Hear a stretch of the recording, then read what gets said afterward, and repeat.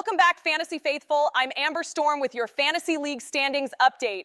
The regular season is officially at the halfway point for the Who Dat League. Gone are the days of reveling in your draft rankings and praying that Saquon would be the first RB to not heavily regress after the heavy workload he had last year.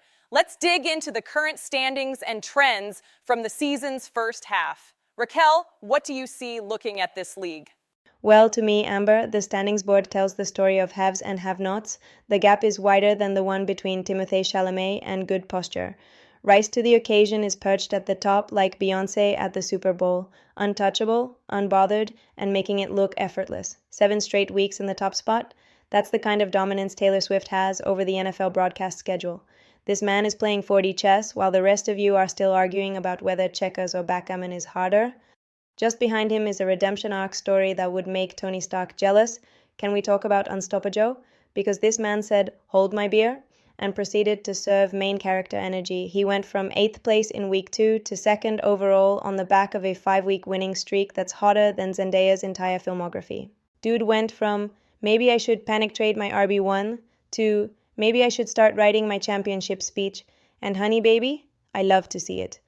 The rest of the playoff-eligible teams are more crowded than a Costco on a Saturday, with 4 teams sitting at 5-2. Green Bowl Packers and certified Bailiers are right there, lurking like a plot twist in a thriller you didn't see coming. Props to the Bailiers for their current 3-game winning streak. Nothing says I'm that girl.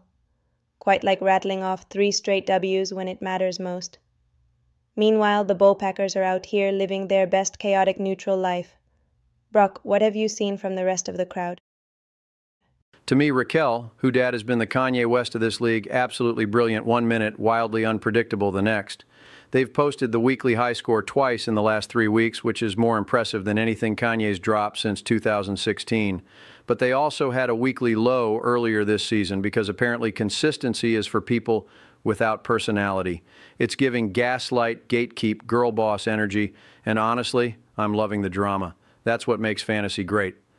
Can we also discuss Green Bowl Packers posting the weekly high score twice and the weekly low score twice? That's not fantasy football, that's dissociative identity disorder. You're literally the Joker saying, "Why so serious?" Yet 1 week and then crying in your car the next. It's giving Euphoria Season 2 vibes, visually stunning chaos with no coherent narrative. But hey, at least you're never boring.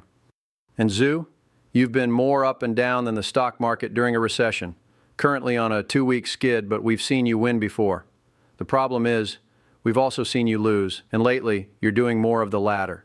It's giving, I peaked too early energy, like a one-hit wonder that keeps trying to make a comeback album. We're rooting for you, but also, are we? Devin, what's going on in the lower half of the league? Brock, the one thing that I don't notice in this league is the Galveston Dolphin Sharks. They're so mid, I keep forgetting they're competing.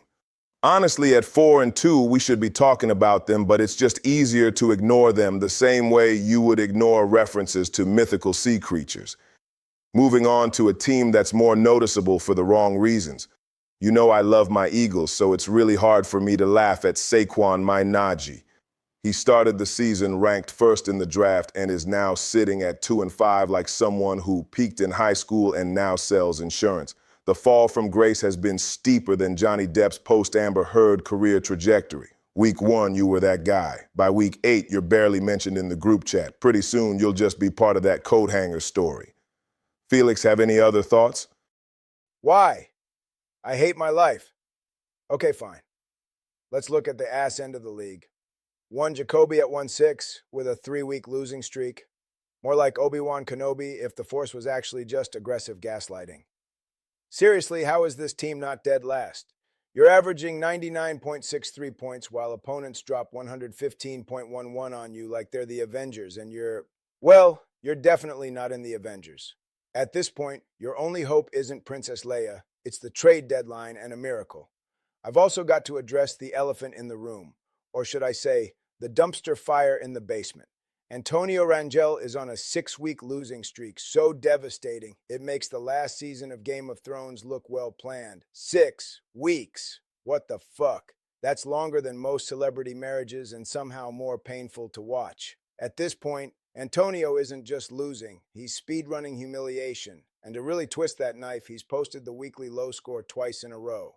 Back-to-back L's so brutal they should come with a trigger warning. The waiver wire isn't just calling, it's staging an intervention. This team smells worse than Jose's house after taco night. Can't believe I have to cover this shit. Stupid alimony. Back to UAS.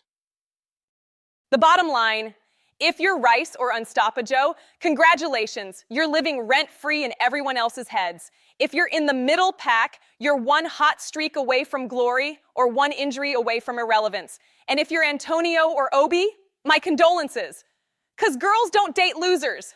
Stay tuned for the second half where egos will be shattered, playoff dreams will die, and someone will definitely rage drop their entire bench after a bad Thursday night game. Until next time, may your RB1 avoid the injury report and your league mates avoid the waiver wire gems.